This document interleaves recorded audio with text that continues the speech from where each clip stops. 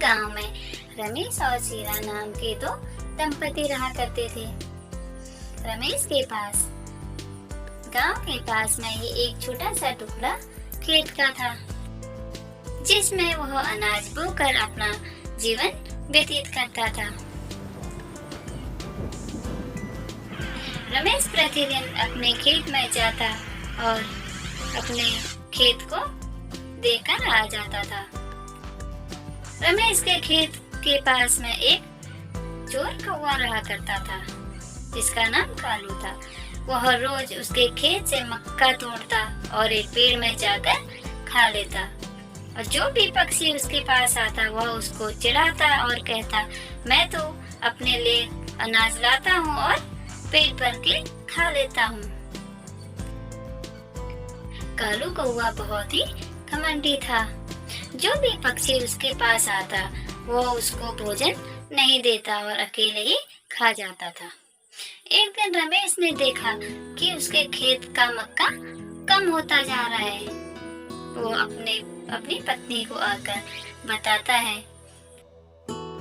भाग्यवान, तुम्हें पता है हमारे खेत से रोज रोज एक एक मक्का कम होती जा रही है।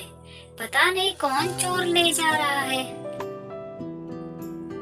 तभी पत्नी शीला रमेश से बोलती है, ठीक है, एक दिन तुम रात को वहाँ पर पहरा दो।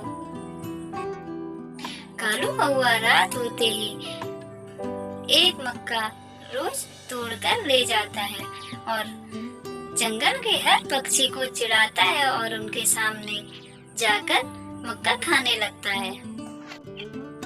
सभी पक्षी कालू से बोलते हैं, कालू, तुम ये ठीक नहीं कर रहे हो।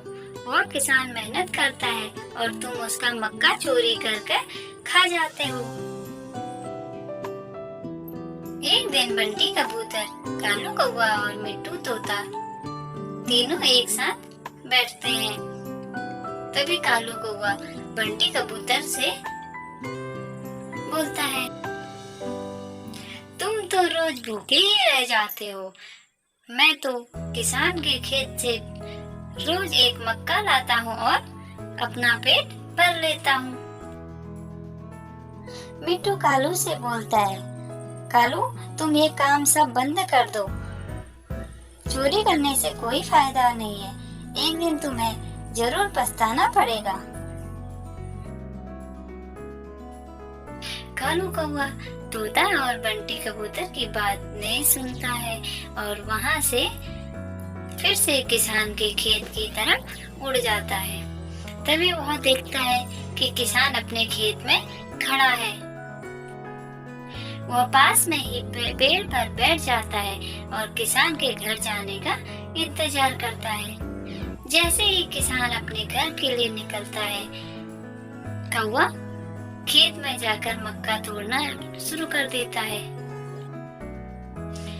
किसान कौवे को मक्का खाते हुए देख लेता है और वह बोलता है, यह मेरे पीठ पीछे आकर रोज मेरा मक्का खा जाता है, आज मैं इसे नहीं छोड़ूंगा।